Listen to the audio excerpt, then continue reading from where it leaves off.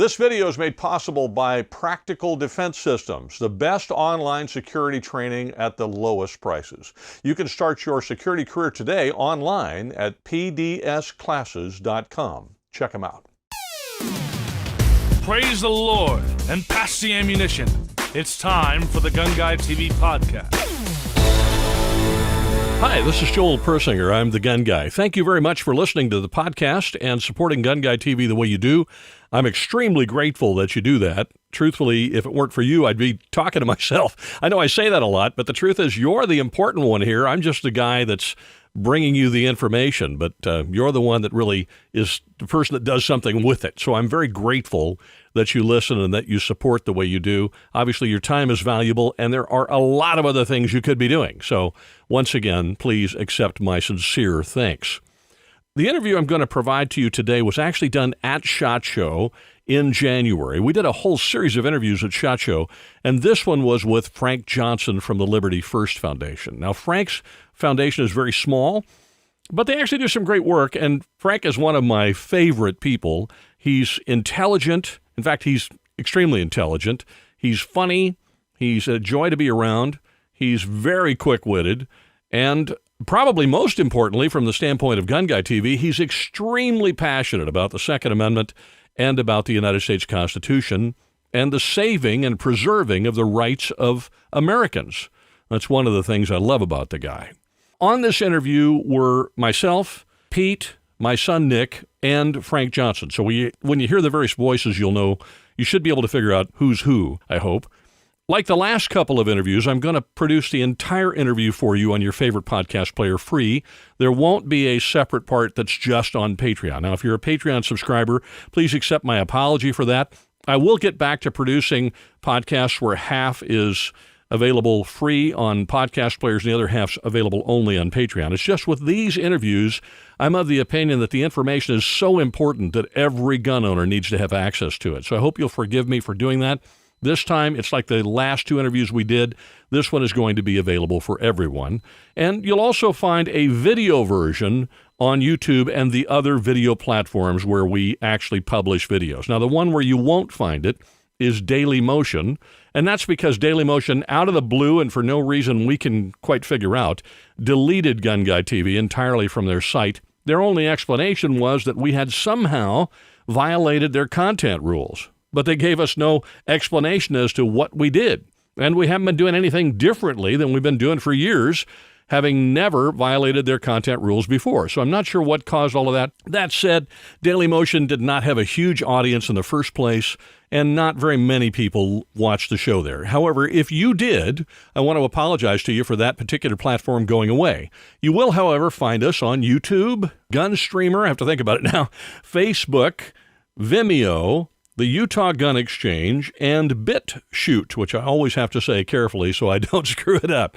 So there's lots of places you can find GunGuyTV. Unfortunately, Dailymotion is no longer one of them. All right, having explained all of that, let's get right into the interview with Frank Johnson from the Liberty First Foundation at SHOT Show. I'm just thrilled to be here with Frank from the Liberty First Foundation. Nick was like, is Frank going to be there? I said, I don't know. I haven't been able to reach him. And then I get here and I bump into him in the press room. And he says, I've been trying to reach you. So, yeah, we've had a couple of life-changing experiences over the last few months, and unfortunately, some of them put a demise to all of our contact information. Oh, is that right? Yeah, such as a computer that got crushed, a phone that got squished, battery that had exploded, and somebody packed up all my business cards and contact information and put it in a box that we can no longer find after moving from New York to North Carolina. Oh, you moved. That so explains that a pretty lot. much explains it. That explains a lot. Yeah, absolutely. We finally made the great escape out of the... You got out of the People's Socialist Republic of New York. Yes, and I'm still in the People's Socialist Republic of California. Dude, I keep throwing that rope over that fence trying to pull you guys out, but you don't want to come. Nick and I mean, we're neither one of us small people, and he's certainly not small, and still we had to crawl under the razor wire and past the guard tower in order to get over here. So. It's unbelievable. New York is, I don't know if it can be saved at this point. The legislature has gone so far, it's so sad to see that 85% of the people that live in the state of New York that have a fundamental appreciation for the Constitution are being held captive by a 15% of the population that wants to control them, and the 85% have acquiesced their ability to fight back out of apathy. They don't want to mobilize. They don't want to get out to vote. That's not a question of whether it can be saved. It's whether the people of New York wish to save it and will actually make the effort. I think that's where the question lies, is are they willing to make the effort and are they going to do it? California's the same way. I mean, we have the same problems. A lot of gun owners in California, 3-4 million of them or something like that. I don't know, 8 million, is that what it is? 8 million gun owners in California. You'd think we could make a difference. But people don't necessarily want to fight for the right. So can the right be saved? Sure. Absolutely. I refuse. I've been in a lot of fist fights, brother, I can tell you, and I've never been in one that I didn't think I could win. Now, there were a few I thought I could win, and it didn't turn out that way. But nevertheless, okay, this is the same way. This is a fight that requires people to get in there and actually duke it out with the, in the courts and at the voting booth and so on. And those of us that are willing to do that get to help try to educate and motivate those who are feeling apathetic and hope that they do. But I refuse to give up. Well, we're absolutely not defeatist in attitude. It's just sometimes you look at that cloud hanging over and you say all the work that goes into trying to get people motivated. Like, what is missing? What is that key element that is going to spur people to action? And then we look at what happened in Virginia. And the people in Virginia actually did what I would hope the people in New York and California and New Jersey and all these other states that have been living under the thumb of this false notion that gun owners are somehow evil, that we are somehow responsible for all the ills of the world. And I said, what happened in Virginia? And what happened was they pushed too far. And I believe, because we have a governor of Virginia who, due to some youthful indiscretions that would have ended most other political careers, he chose that he would go after the sacred cow and go after gun owners to deflect a lot of the criticism from him, from his lieutenant governor, from his attorney general. And that coalesced the forces of the anti-gun movement, and they said, let's forget about those photographs. Let's forget about those comments and those statements. And they just pushed all the way forward. And I think with that perfect storm, a lot of the gun owners said, you know what, now is the time to start getting active. This would not have been happening in any other, state had this person not deflected as much as he did. In Virginia, though, I think unlike California or New York for that matter, Virginia has had for a long time a very strong Second Amendment community. And a lot of people are gun owners in Virginia, and they're accustomed to having their rights intact. Right. And then suddenly their rights are threatened. Where I think in California, our rights have been crushed for so long now that there isn't that already established group of people who currently have their rights, and suddenly you're going to flip a switch and take them away, and there's that kind of like that reaction. I call it the inflatable clown. The clowns with the weighted bottom. If you bop it, all of a sudden it goes back and comes right back at you. And so what I see in Virginia is a lot of inflatable clown. I mean, these folks were just humming along, and all of a sudden these anti-gunners come along and smack them in the face. We're taking the guns away. And, of course, they reared back and came up and went, wait a minute, you're not taking that. Right. Well, I'm not sure how that dynamic works in California. We're the comfortable frog. Right? That's exactly the analogy I was going to use. We're the frog that got in the water when it was room temperature, and they've turned the heat up, and it's boiling now, and we're toast. Whereas Virginia, they're trying to throw them right into the boiling water. Boy, you know what? We're mixing our metaphors, but I think I like yours better than mine. I think that's exactly right. They tried to throw the frog in the boiling water, and he complained. Where we've been getting cooked a little at a time. And I think New York, New Jersey, a lot of these places are the same way. They've been beat down so much and demoralized over the last 20, 30, 40 years that they believe that this is the norm. And the next generation of gun owners is now grown up in a set of circumstances where they've been born into already having their rights restricted. And having to understand in New York City that if you want to go get a premise permit for your home to defend your home with a shotgun, it's going to cost you $1,000. It's going to take 2 years of your time. You're going to have to go in front of a judge and justify why you need a shotgun to defend your home. You're listening to the GunGuyTV podcast. Please pay no attention to the man behind the curtain. I've personally been through it, getting the concealed carry permit in New York City. I had to do it as a matter of my job, and that was, somebody likened it to printing gold bars. They said, if you're a private citizen with a concealed carry permit in New York City, you can work anywhere, do anything you want to do. You could do security, charge whatever you want, because nobody else has got a legal gun. And I said, all right, well, that was fine. I did it through work. And I know people who try to do it as a private citizen. They're 3 years in, $5,000 in, have been denied, approved. And it's like, why aren't we taking this to court in New York City? It's 5 boroughs. It's 5 boroughs. It's an infinitesimal little piece of area in New York State that is completely outnumbered by gun owners in the rest of the state, but they outnumber us in the amount of people that believe the notion that guns are bad. And they've just grown up in it. It's absolutely horrible to see. And upstate New York gun owners, their rights were slowly eroded away by the SAFE Act. The restrictions on capacities of magazines, features on rifles, just cosmetic, and what you can, what you can't buy now. But the aged population of upstate New York is bolt-action rifles, lever-action rifles, pump-action shotguns.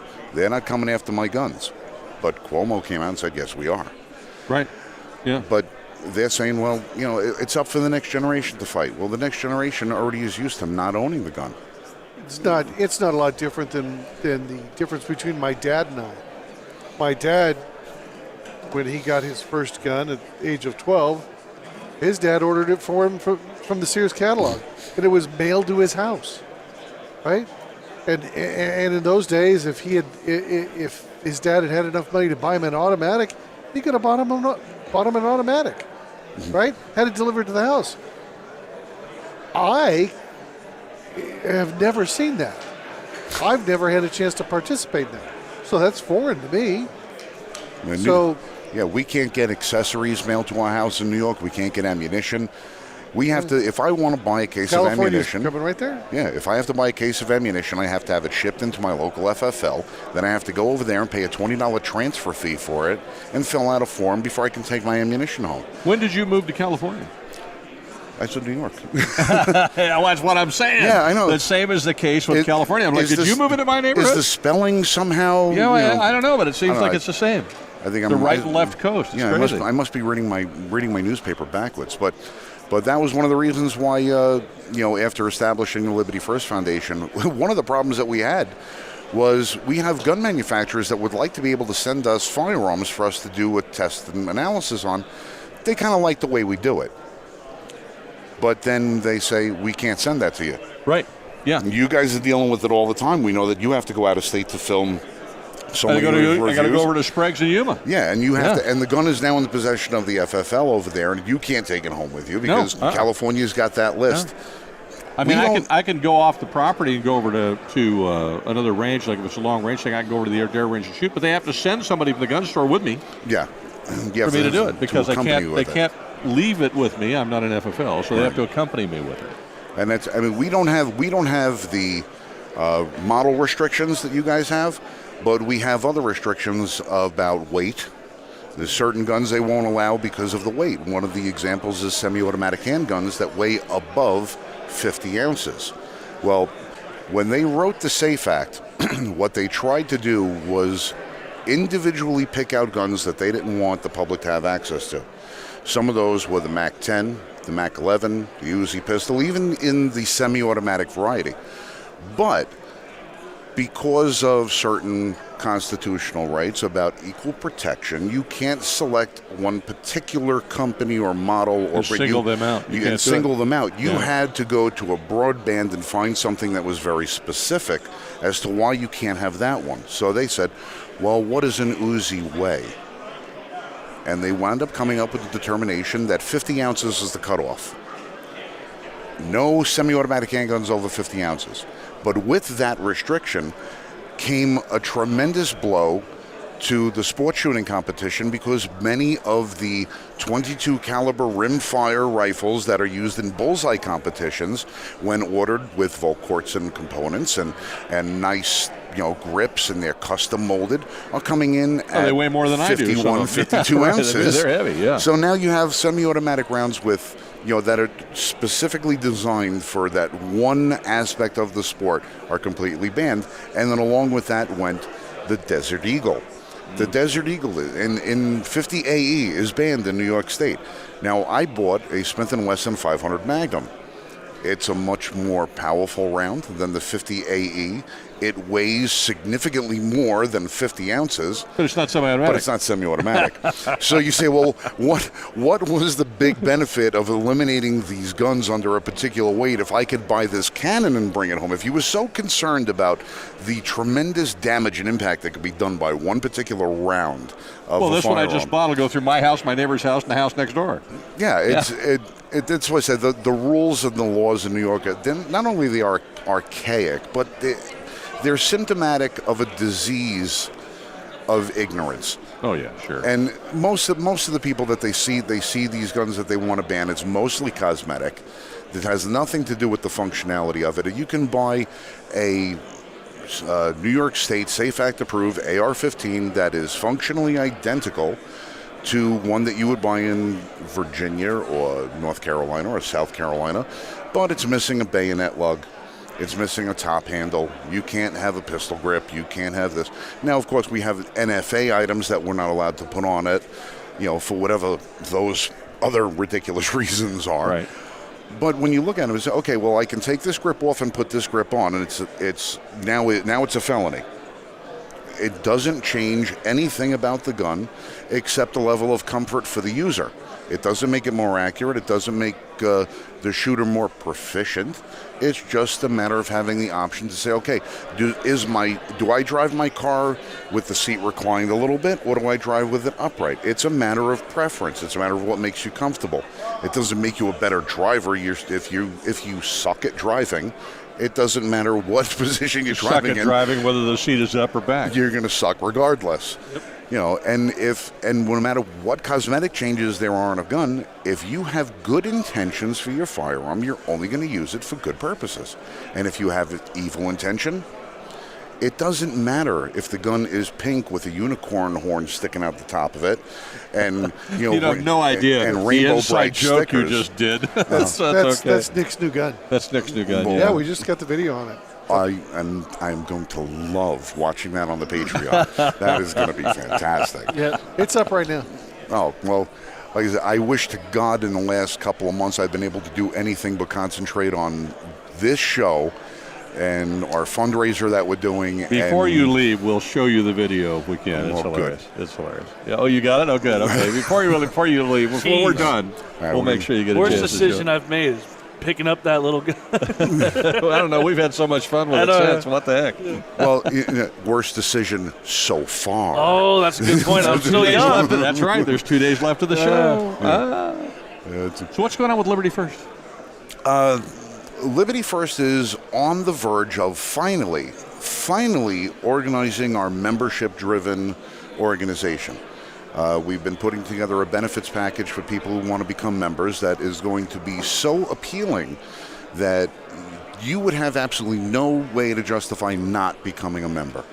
And I'm not going to go into many of the details of it, but of course there's going to be discount codes involved with some major corporations that are in the Second Amendment industry. Plus we're going to have, certain content that's going to be specifically available for members. But non-members are still going to be able to get the same content and articles and everything that we're doing now, except we're going to be taking it to the next degree. But I can tell you if our entry-level membership is $10 for the year and $15 for renewal, but I'm saving you 5% on a $1,000 rifle, well, how could you not do that? You're $40 in the positive. Yeah, you're making money on it. You made money, right. We've just become the brand new affiliate for USCCA. So we're going to be working with them to try and promote more people to be able to get insured, so that not only because some of the states are going to be requiring that people do it, but it is a good idea to be able to protect yourself not only from a financial standpoint, from any sort of criminal and other legal standpoint, if you should ever have to feel the need that you have to defend yourself, your family, or a third party. So you really should get some sort of coverage. Now, in New York, they've gotten to the point where they've banned most carry insurances, and then at the same time write legislation requiring you to have it. Well, that was the point. Yes. Yeah. Yeah, that will fail because you can't legislate a requirement that you can't be met in your location. Right. But the problem That's is not they true. can make the laws faster than we can take them to court and get rid of them. Well, that's the point of why they make the laws. They know very, very well that by the time it gets to a point where you have a final adjudication of the law, the damage has already been done. Saving the Second Amendment, one episode at a time. This is the GunGuyTV podcast.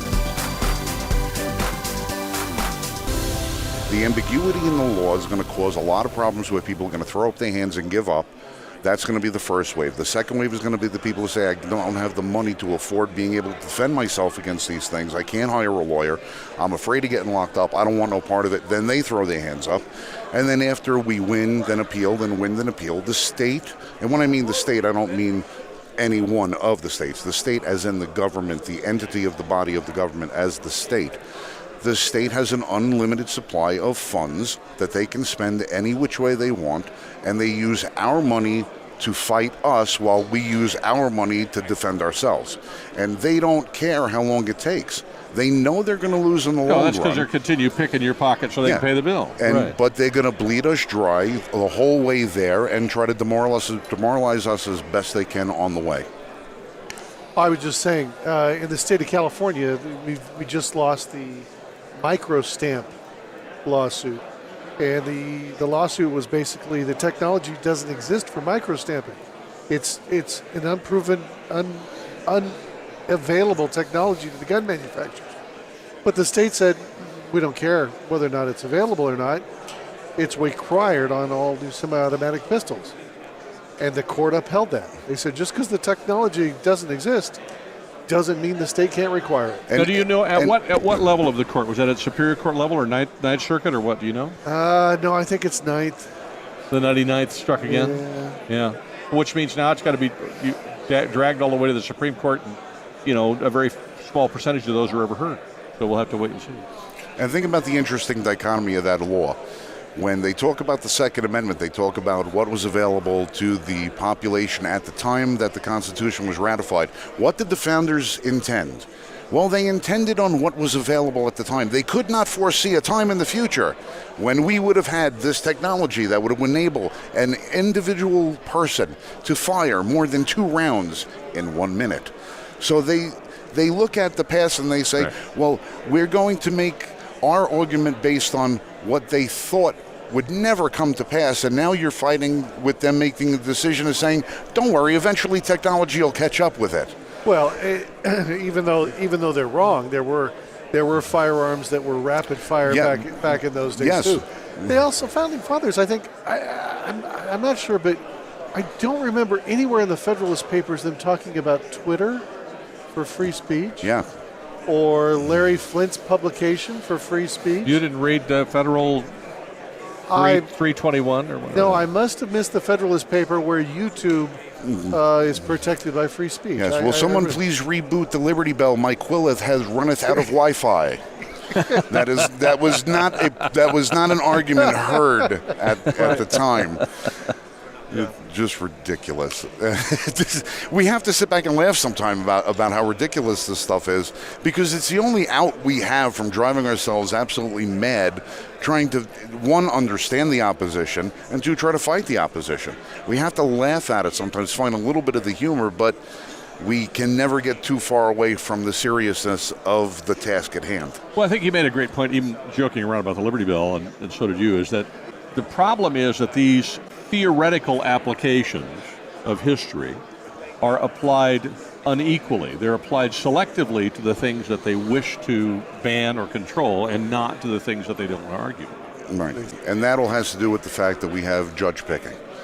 You're not going to find certain arguments brought up in front of one judge that you wouldn't bring up in front of another one. They select whatever case is going to go, and because they understand the logic of an individual judge.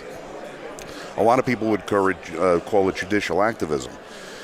But it's the perception of that particular judge, how they would view a particular argument. a lot of times they're not really looking at the merits of the case, but the value of the argument that's being made.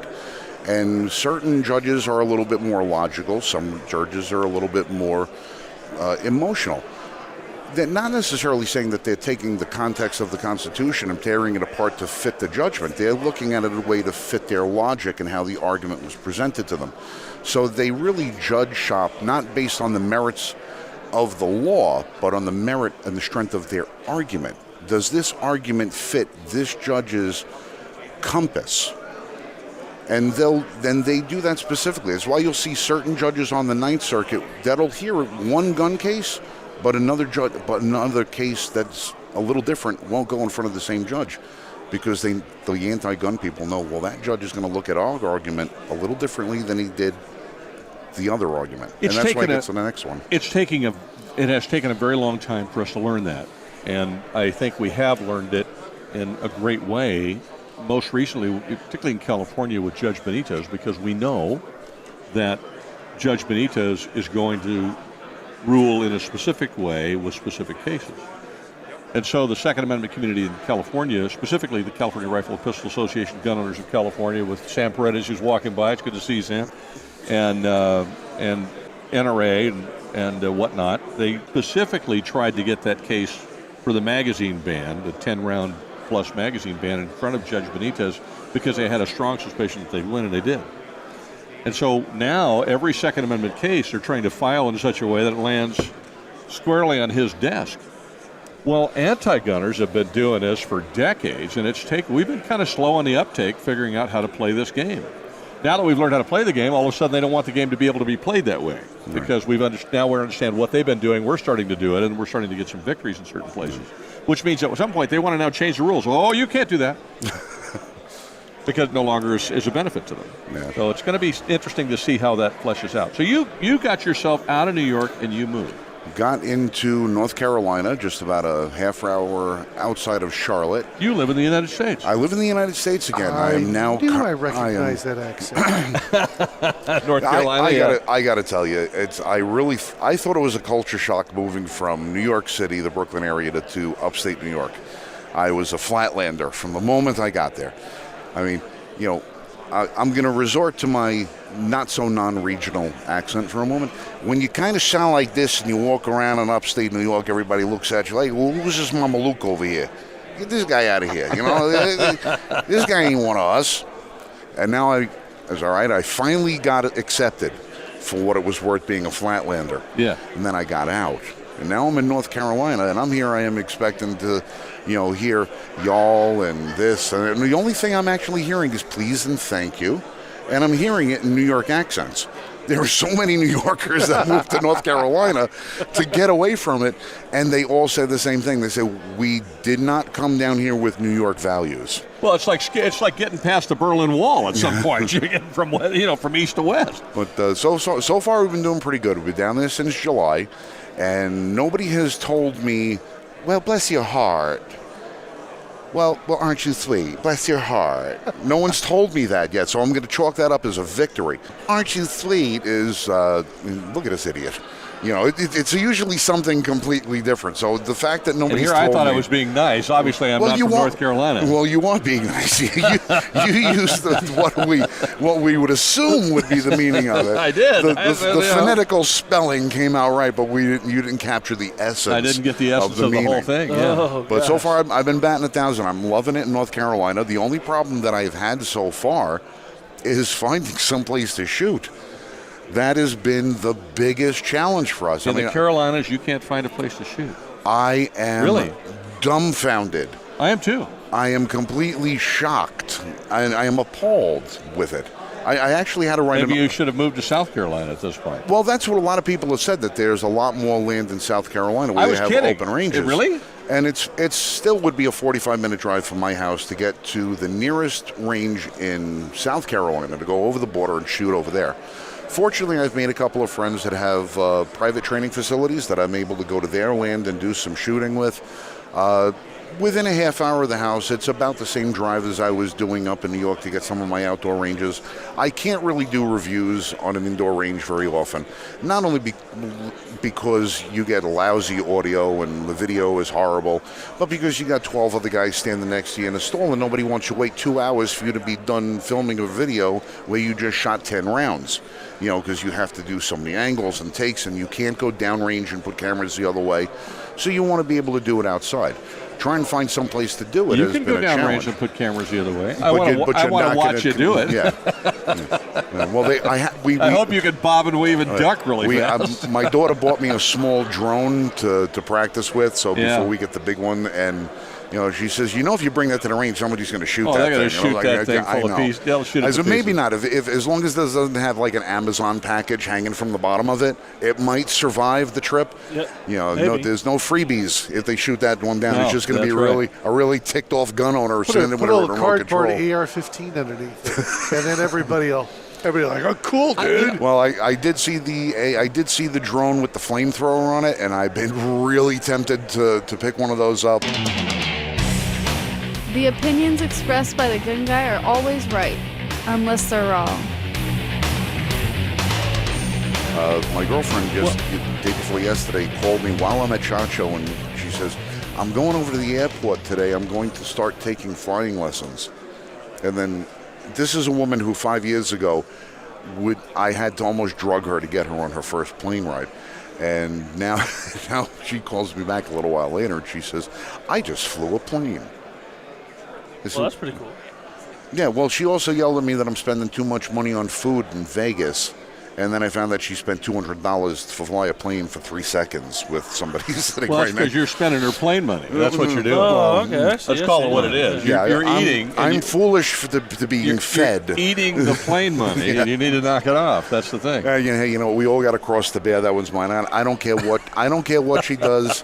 If she's happy, I'm happy. I want to support her in everything that she does. She's a wonderful person, a wonderful woman. She's been really backing us up 110% since day one. She doesn't want to come to... She's not your camera girl this time. No, my partner in the Liberty First Foundation, my co-founder, Michael Marshall, who for the last 3 years, we have been working hand in hand. I spend more time with him than I do just about everybody else via electronics. And the very first time after 3 years that we actually met in person was here at SHOT Show. And we both lived in New York State for the first 2.5 years of what we were doing, but it was 4 hours away. So we never really had a chance to drive up to one's house or the other. Our schedules could never, work out right. And then I moved to North Carolina, and I said, all right, that's it. We got to get together this year. You're coming to SHOT Show, Michael. You got to get there. And now he came to SHOT Show, and we met for the very first time. Well, it's like Joel and I. We live an hour apart. I spend more time with him in Vegas cumulatively than I get to when we're at home.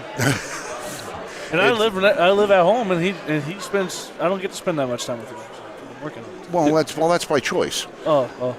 What was your name again? Yeah, right. Because from what I understand, there's a video going around about you and this gun that's a little questionable. Oh, so I think yeah.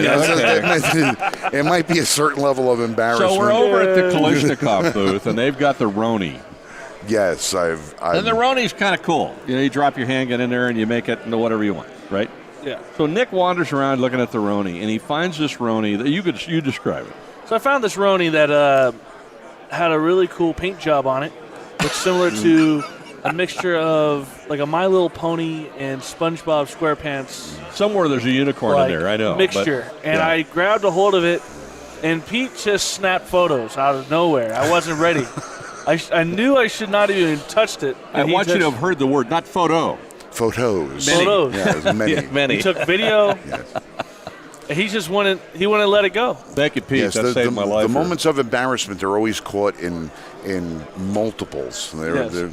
So what are some goals of yours for Liberty First this year? What are you trying to really strive for?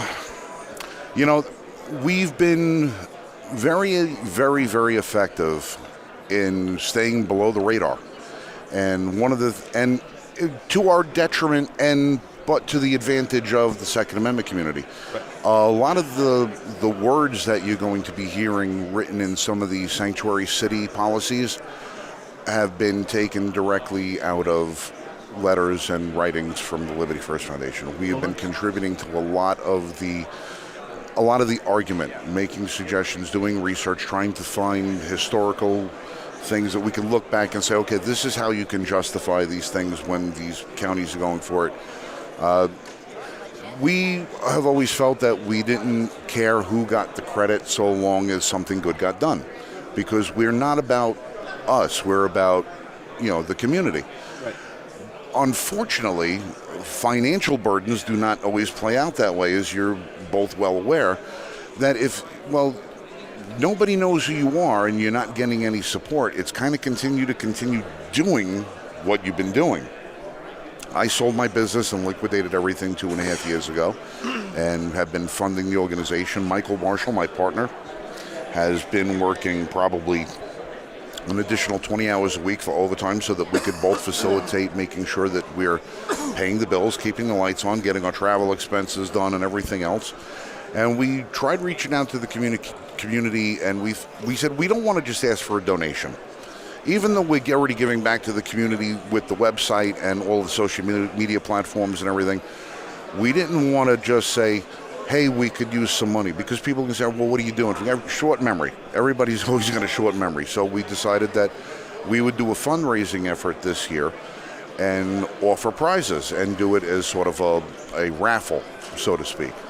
And we enlisted the help of Keith Berry, who owns 5150 Rifles. He's the gentleman who made the Liberty rifle for SHOT Show for last year. If you guys remember, we had the article about the Liberty rifle for Randy Couture's Extreme Couture Foundation, the Extreme GI Couture Foundation.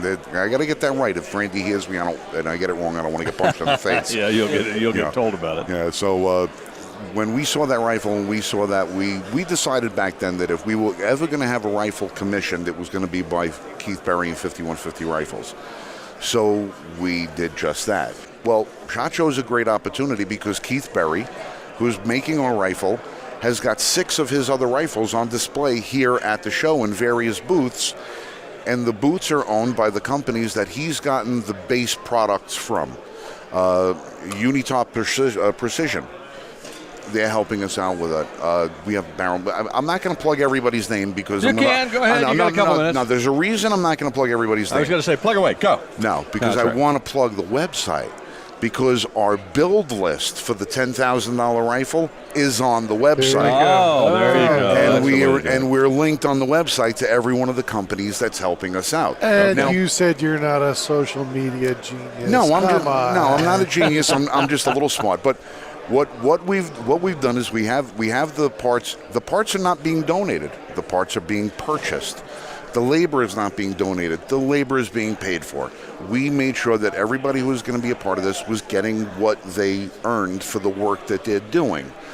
So we have to pay for this rifle. Our barrel is taking 2.5 months to custom cut. The rifle has a name. It's called the Legend of Liberty.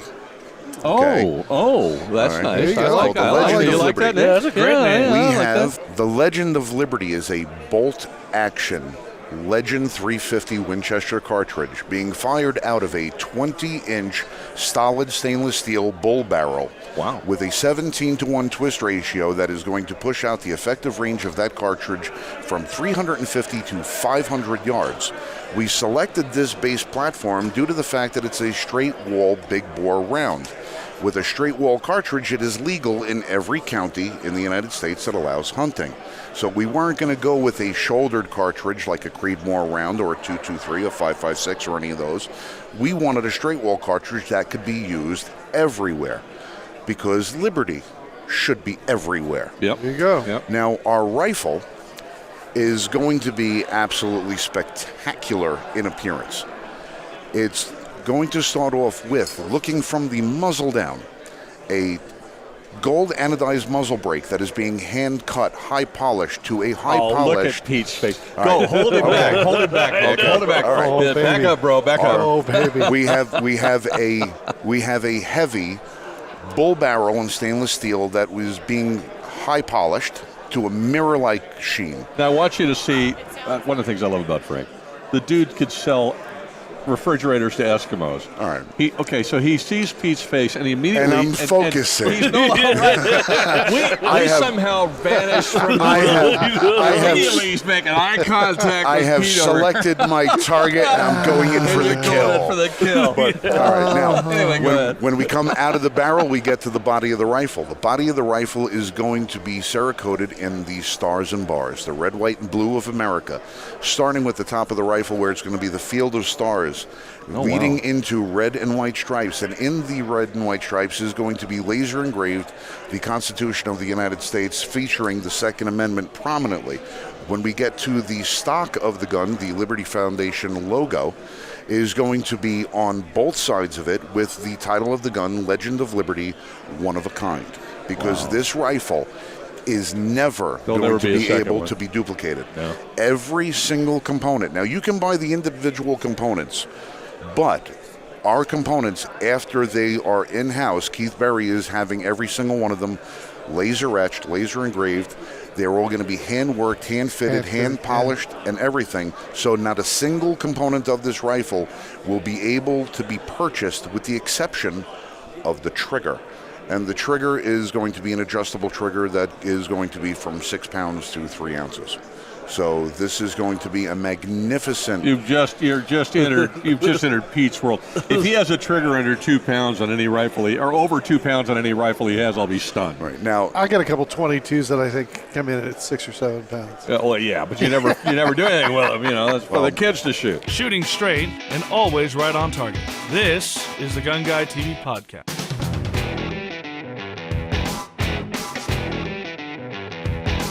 We figured that we wanted to have a rifle that was going to be an outstanding display piece, because we had hoped that if we'd sold all 1,000 tickets at $25. Now, here's where people say, oh, well, that's a lot of money. It's a lot of tickets, $25,000. I'm like, dude, we've got $13,000 in prizes that we have to pay for.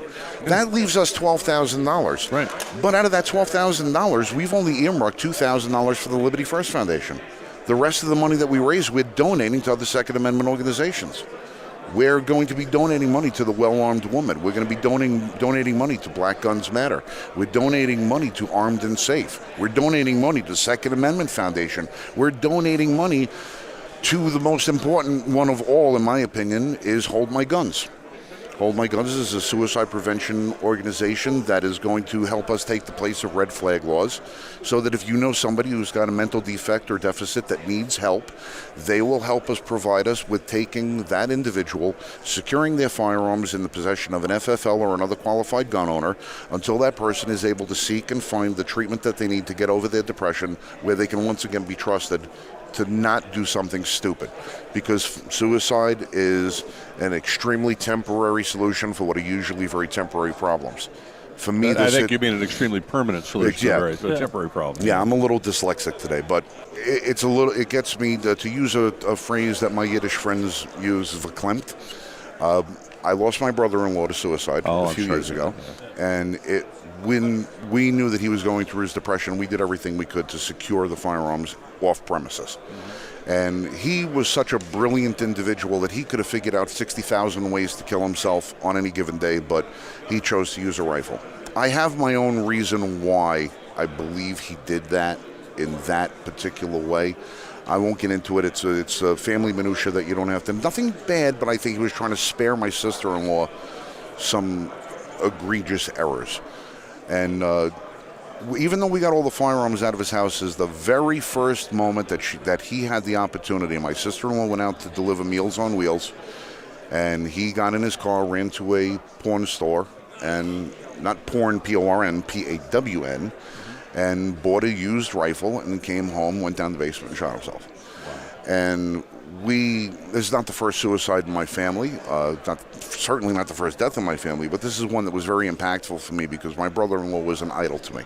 I never met somebody who was so absolutely incredible. He would read Omni magazine like I would read the funny papers. This is a guy who was just beyond the pale brilliant. That's what I say. He could have figured out 1,000 ways to kill himself. He didn't have to go this route. But this was the easiest one. And when we deal with organizations that do suicide prevention, we have to get somebody to help for the easy way out first, and then always after that. The only way we can do that is by getting them treatment. We have to secure them, get them treatment, but we also understand that we don't want to destroy somebody's lives by putting that scarlet letter around the neck that the government is going to do with these red flag laws. It's really a red letter law because they're hanging that M for mental illness around somebody's neck. And in most of the times that we're going to see with these red flag laws, the red flag laws are going to be filed against somebody without any justification or cause. Well, it's already happening. Yeah, it's happening every day. And the unfortunate thing is that once it's done, it's so difficult to undo that in some cases it's nigh on impossible. Right. And that's, now if somebody can prove that they're not a threat, or how do you prove prove that? Yeah, or prove how do you that prove they have not committed a crime or they have no intention of committing a crime, that's fine. Eventually, if you can get to the point, you're fine. But there's not going to be there's not an arrest record because this is a civil order that the judge orders when they come and get your guns. It's not a criminal charge. So people don't realize you do not have the right to legal representation provided to you by the state. You have to pay for your own legal representation. Now imagine having a bout of depression and somebody comes from the government and they take your guns. It doesn't matter if you're ever given a diagnosis or a prognosis that says you're 100% fine. You're never going to get your guns back. No, they're gone. They're gone forever. Yeah, they're gone. Now, if we can have an organization that can step in the place of the government and put a hand up and say, no, stop, you're not coming any further. This is one of ours. We'll take care of this. And we police our own community by helping our own members. And we be the bridge between somebody doing something bad and getting them the help that they need. All the better. Even if that gets to the point where they say, you know what, I'm still going to be dealing with a bout of depression. I don't want my guns back anymore because I'm afraid I might hurt myself. You know what? Good. Thank God we got there. Thank God that Sarah from Hold My Guns will be able to do that for somebody, because that person can then still go get a job. They can still have a background check without having something on it that says that they were involuntarily committed or involuntarily treated or that they had their guns taken away from them by the government. We can get them the help without ruining their lives. And that's one of the reasons why we are trying as hard as we can to support that group. And that's when people say, well, why are you helping all these other groups? I said, because that's what the Liberty First Foundation was founded to do.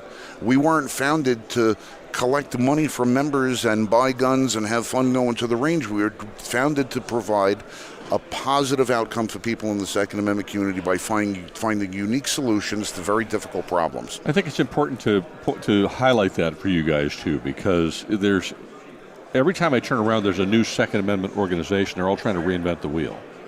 They don't like the fact that this organization does this way, so I'm going to start my own.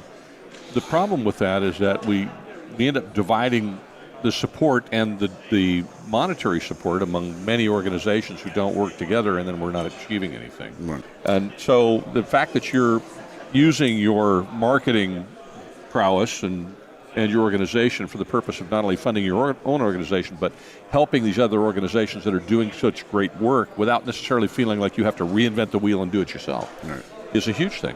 Well, we're trying to reinvent the fundraising apparatus by coming out with something that's completely different and reinvent the grand prizes so that that's completely different. But trying to reinvent the level of participation of people in the Second Amendment community is something beyond our control. We have to hope that the Second Amendment community is invigorated on their own accord to come in, step up, and be supportive not only of our organization. We are extremely small fish in a very big pond. I'm extremely small.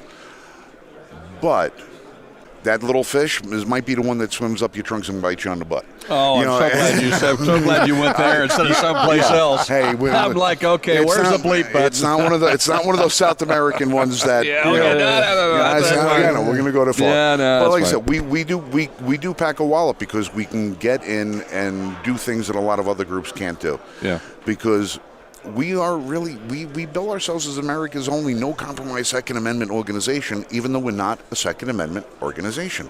We're a civil rights organization that happens to specialize in the Second Amendment, because we will be there to fight for any other cause if that we feel that it's a violation, and we can be there to lend our help and support. We're going to do it. Just being able to specialize in the Second Amendment, well, that's because that's our passion, because we know without it, everything else falls. This podcast needs your help. Send your entire wallet to The Gun Guy, 1313 Mockingbird Lane, Transylvania. Frank, we're out of time, but I thank you so very much for coming. I'm so glad we bumped into each other because I was wondering, are we going to see Frank this year? And it wouldn't have been the same if we hadn't. Yeah, I'm going to be like the shingles. I'm going to come back on you when you don't expect it. I'm just going to keep reading. I'm going to come back. It doesn't matter how you've inoculated yourself. If you've been to SHOT Show once, you're now susceptible to the Frank Johnson virus. We're going to keep coming back. But if I can just one more minute. Okay, go ahead, sure. To any people, listen, we have a good time talking with Joel, and we have a great time coming to SHOT Show, but there is a real serious element of what we're trying to do, and we could really use everybody's help. So if you guys can jump on a phone or a laptop, whatever electronic communication device you have, and look us up on the internet at l1f.us. You're going to find some really cool articles. Our YouTube channels and all the rest of our social media is there. We're trying to make a difference, but we need you guys to help. And by the way, P.S., if whoever wins that rifle, I got to get this out. The Beretta long-distance shooting team is going to be zeroing that rifle in once it's produced. We're going to be firing that rifle at Special Ops Fitness in Mooresville, North Carolina. That's owned by our good friend Cody Nix, Special Forces. And we're going to have the Beretta team down there, and we're also going to have Pat McNamara coming out and giving a couple of shots with it.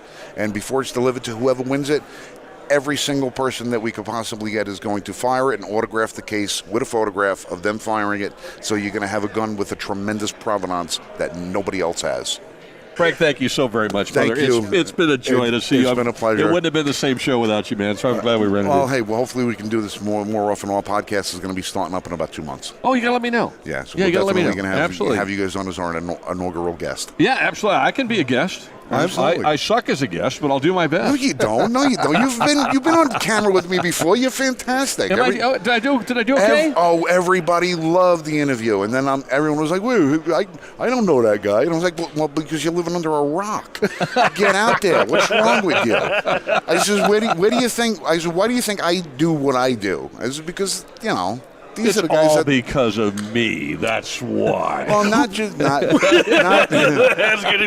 it's not just you. It's mostly you. It's just you, but not just. And what's that line? And Leon's getting my head's larger. Getting bigger. Pete's over there doing sound effects, blowing up a balloon like my head is expanding. We just had to get some air out of them. So. That was fantastic. All right, guys. Thank you very much. I really appreciate it. Awesome. Guys, enjoy the rest of the SHOT Show. Love you guys. Thank you. All righty. Bye-bye. Thank you again for listening to the whole thing. If you're still with us, you're a faithful listener of GunGuyTV, that's for sure. I'm very grateful that you've listened all the way through. If you wouldn't mind supporting us by using our Amazon link, I'd really appreciate it. That's a way that you can support GunGuyTV, and it costs you absolutely nothing. You just shop Amazon for whatever you want to buy. It doesn't matter what it is, and we get a small commission. The way you can do that is by going to our website, which you can find at GunGuy.tv. You'll also find it if you just go to GunGuyTV.com or .net. It works either way. And when you get there, there's a banner on the top of the website for Amazon. If you click on that banner, it will take you to Amazon through our affiliate link. And then if you bookmark that link and then just use that bookmark every time you shop Amazon, we make a little commission. It doesn't cost you anything, but it does do a profound job of helping to support this podcast, the video production, and all the other things that we do. So if you wouldn't mind doing that, we really would appreciate it. I know Amazon's not really a very gun-friendly company, but you can pick their pocket a little bit and provide a little funds to help GunGuyTV stay alive. Well, there you are. Thank you again for listening. Have a wonderful week, and wherever you go, whatever you do, please be safe. You've been listening to the GunGuyTV podcast.